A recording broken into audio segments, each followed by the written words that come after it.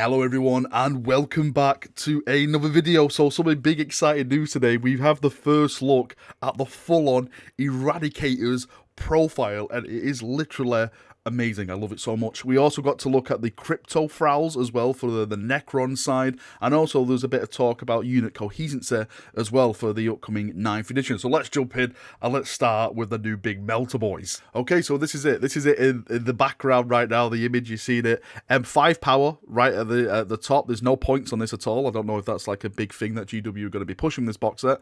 I don't see any points mentioned in the stream or just mentioned on this at all. So Eradicator Squad, you get 2 Eradicators and 1 Sergeant, of course. So the movement is 5, the weapon skill is 3+, ballistic skill is 3+, strength 4, toughness 5, wounds 3, attacks 2, leadership 7, and save is 3+. Don't forget these guys are in Gravis armor, so that's why they get the toughness of 5. The Eradicator Sergeant is just the same, but he gets 3 attacks, and his leadership is his save is 3+ as well. Now moving on to the weapons, because this is where the fun begins. So every model is equipped with the bolt pistol and their melter rifle. Yes, you heard that right, a melter rifle. So bolt pistol, range 12, type is pistol 1, strength is 4, AP is 0, damage is 1. Okay, there's no abilities, just a normal bloody bolt pistol. Now the melter rifle, 24 inches, a 24-inch melter weapon.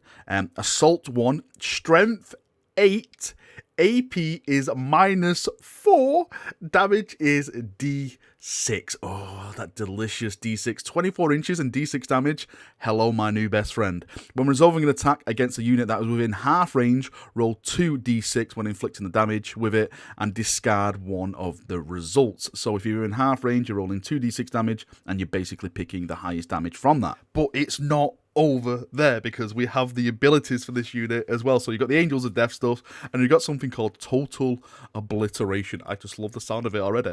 So it says, in your shooting phase, you can declare this unit will only shoot at a single target. If you do, select one target unit for this unit.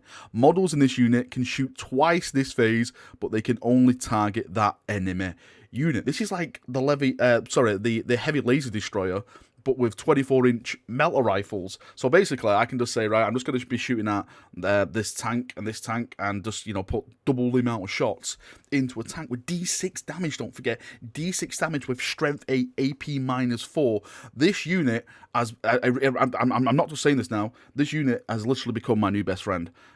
This compared with like the bikers and stuff, and all the amount of attacks you can get on the bikers if you have a 9-man biker squad and you charge into them. I think it was 58 attacks altogether with chainswords.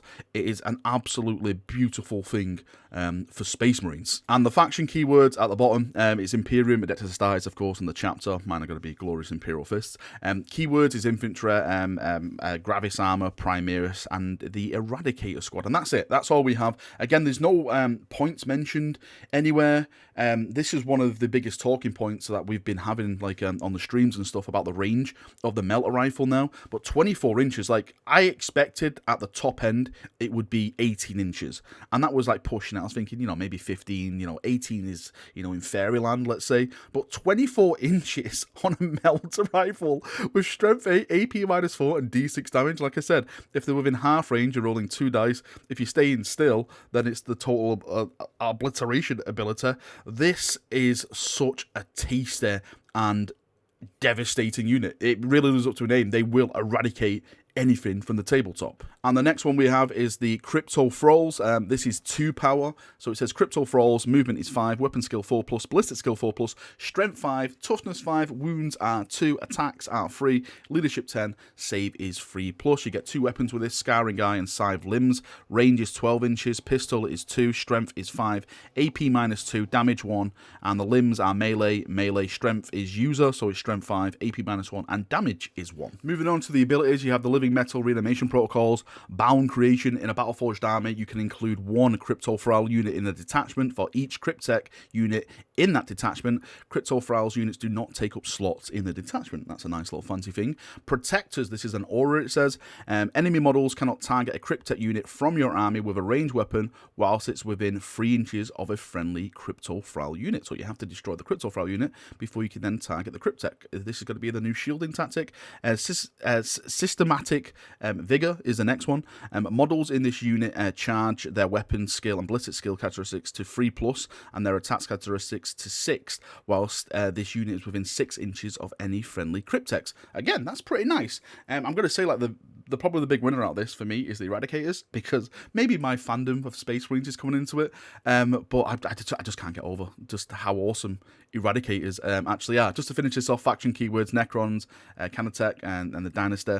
Keywords: Infantry and Crypto Frawls on this little spreadsheet. So just to finish the video, I just want to briefly speak about Unit Coherency, because this was one of the big things they mentioned. And again, the way it's changing, I think it's going to be big things as well. The bullet points at the bottom basically explain it a little bit better. So Unit Coherency is 2 inches horizontally and 5 inches vertically. It says each model must be in the unit coherency with one other model from its own unit. Now, if you have 6 or more in that unit, so a Space Marine squad, you don't really have to have unit coherency. It just says, while this unit has 6+ models, each model must be in a unit coherency with 2 other models from that unit. So basically, you can spread that group out now and not having, like, you don't really have to have like a line of guys moving up the battlefield, just as long as you have 2 other units from that unit next to it, having that coherency, you can spread that unit out throughout the battlefield. So that 10-man unit can basically then become like little mini kill teams kind of, and you just move them absolutely up the board. I think that is absolutely massive, really, when it comes to it, because there's some units out there, I don't know, like Hellblasters. Imagine splitting like a 10-man Hellblaster squad up and moving them around the board to like go to different locations instead of like putting them all in a building or spreading them in a line and moving them up as one big unit. I think this is going to be some big changes coming to 9th edition when it comes to the tactics side of it. Anyway, chaps, that's me done for another video. I'm so excited. What can I say? I'm sure GW will put an article up explaining a lot more stuff very soon. But just the Eradicators, oh my holy emperor. I think my nipples all erect. I think I have to go and take a nice cold shower, because the stats on that is just simply amazing.